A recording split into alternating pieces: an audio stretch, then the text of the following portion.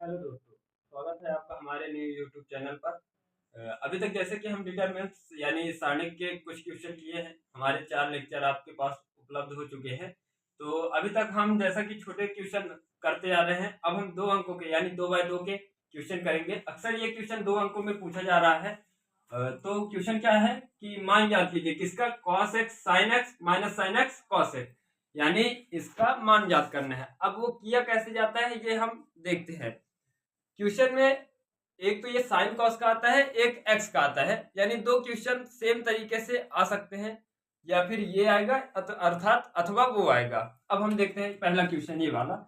तो जब भी ऐसा कोई भी क्वेश्चन आता है तो हम सीधे क्या कर देते हैं, क्रॉस मल्टीप्लिकेशन। क्रॉस मल्टीप्लिकेशन मतलब तिर्यक गुणा, इस वाले का इस वाले से, इसका इससे, यानी डेल बराबर हो जाएगा cos x into cos x.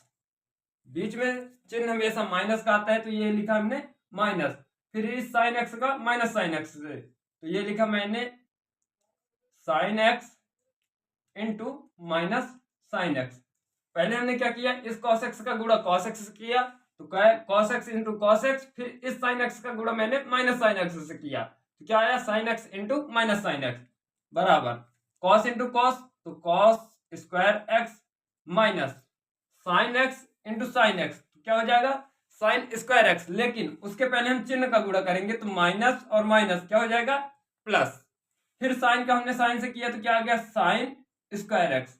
अब sine square x plus cos square, पहले अगर हम इसे सही तरीके से लिखे तो क्या लिख सकते हैं, sine square x plus cos square x.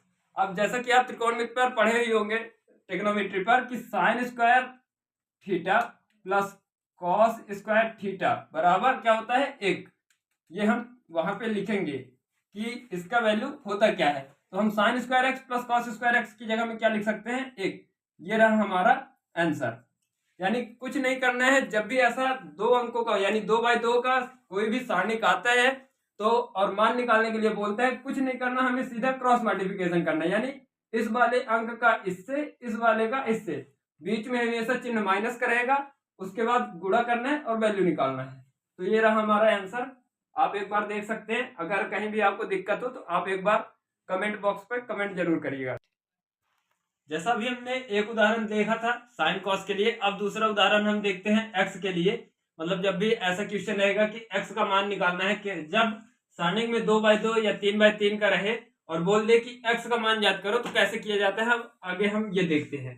कुछ नहीं दोस्तों, अगर कभी यहाँ पे क्वेश्चन चेंज होता है यानी अंक बदलते हैं, तो करना यही प्रोसेस रहेगा जो अभी हम करने जा रहे हैं। तो कंफ्यूज नहीं होना है, एक आध उदाहरण आप अपने से लेकर करिएगा, नहीं बनता है तो आप कमेंट जरूर करिएगा, हम आपकी हमेशा मदद के लिए तत्पर है। तो देखते हैं दोस्तों कैसे करते हैं ये। तो हम लेते हैं डेल बराबर, डेल ना भी लिखे यहाँ पे, जैसा कि 0 दे रखा है तो आप डेल नहीं भी लिखते हैं तब भी कोई भी प्रॉब्लम नहीं होगी, यानी क्वेश्चन गलत नहीं किया जाएगा अगर हम डायरेक्ट सॉल्व करते हैं। डायरेक्ट सॉल्व करने का मतलब कुछ नहीं करना, हम सीधे क्या कर देंगे क्रॉस मल्टीप्लिकेशन। तो क्रॉस मल्टीप्लिकेशन जब करेंगे तो ये क्या हो जाएगा 2x plus 3 into x minus 1। ये हम सॉल्व कर रहे हैं, क्या किया हमने क्रॉस मल्टीप्लिकेशन, तो 2x plus 3 into x minus 1, बीच में हमेशा चिन्ह आता है माइनस का, उसके बाद 2x माइनस 1 और ये आया x प्लस 2, इसके बराबर में पहले से दिया हुआ था 0, दिया हुआ था कि इस सारणी के बराबर बराबर अगर 0 है तो x का मान ज्ञात करना है। हमने यहाँ पे क्या किया, सीधा cross multiplication, 2x plus 3 into x minus 1, बीच में चिन्ह हमेशा माइनस का आता है तो minus into 2x minus 1 x plus 2। अब क्रॉस मल्टीप्लिकेशन करते हैं, तो कैसे, पहले 2x को गुणा करेंगे इस पूरे अंकों पे, फिर 3 का गुणा, कैसे, जैसे ये 2x इंटू एक्स माइनस 1, ये 9वीं 10वीं में आप करते आ रहे हैं फिर भी देख लीजिए, फिर plus 3 into x minus 1 minus 2x का गुणा इसमें फिर से करेंगे तो 2x, इसको ब्रैकेट में ले लेते हैं, x प्लस 2 फिर minus 1 into x plus 2 whole bracket is equal to 0। अब मल्टीप्लाई करते हैं तो ये आया 2x स्क्वायर, एक्स का एक्स से किया तो एक्स स्क्वायर, माइनस 2x का गुणा x से किया तो आया 2x, प्लस 3 का गुणा x से किया तो 3x, प्लस माइनस माइनस 3 का गुणा x से किया तो ये 3 माइनस। अब हम ब्रैकेट सॉल्व करते हैं, तो फिर से 2x का गुणा x से किया तो ये आया 2x स्क्वायर, फिर 2x का गुणा 2 से किया, लेकिन उसके पहले प्लस इंटू प्लस, ये आया प्लस, 2 गुणे 2 यानी 4x, minus plus minus, x का गुणा x से किया तो x, और 1 का गुणा 2 से किया, उसके पहले प्लस माइनस माइनस, 1 का गुणा 2 से किया तो ये आया 2 इज इक्वल टू 0।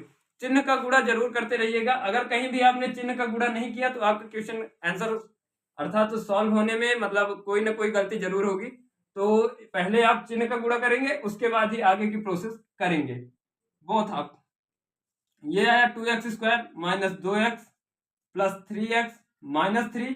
अब इस माइनस का हम पूरे ब्रैकेट पे मल्टीप्लाई करेंगे, तो प्लस वाला माइनस का, माइनस वाला प्लस का। कैसे? Minus into plus minus, 2x² minus plus minus 4x minus minus plus x minus minus plus का 2 इज इक्वल टू 0।